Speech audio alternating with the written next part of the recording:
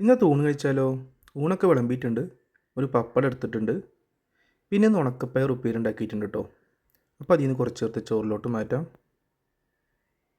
പിന്നെ ഒന്ന് ചിക്കൻ കറിയാണ് കേട്ടോ ഇന്നത്തെ സ്പെഷ്യൽ. അപ്പോൾ കുറച്ച് കറി എടുത്തിട്ട് ചോറിലോട്ട് ഒഴിക്കാം. നല്ല അടിപൊളി കറിയാണ് കേട്ടോ. അപ്പോൾ ഇതൊക്കെയാണ് ഇന്നത്തെ കറികൾ. ചിക്കൻ കറി, ഉണക്കപ്പയർ ഉപ്പേരി, പിന്നെ പപ്പടം. ഇനി കഴിച്ചു തുടങ്ങിയാലോ? ആദ്യം ചിക്കൻ കറിയിൽ നിന്ന് കുറച്ച് ചാറെടുത്തിട്ട് ചോറ് നല്ലപോലെ കുഴക്കാം കേട്ടോ.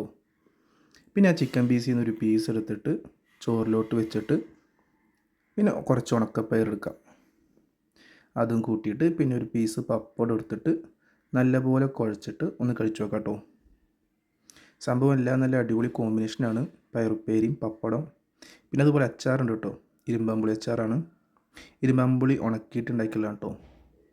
അപ്പോൾ എല്ലാം കൂടി കുഴച്ചിട്ട് ഒന്ന് കഴിച്ചു നോക്കാം.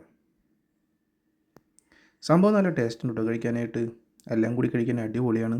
പപ്പടവും ചിക്കൻ കറിയും ഉണക്കപ്പയറും അച്ചാറും എല്ലാം കൂടി നല്ല ടേസ്റ്റ് ഉണ്ട് കഴിക്കാനായിട്ട്.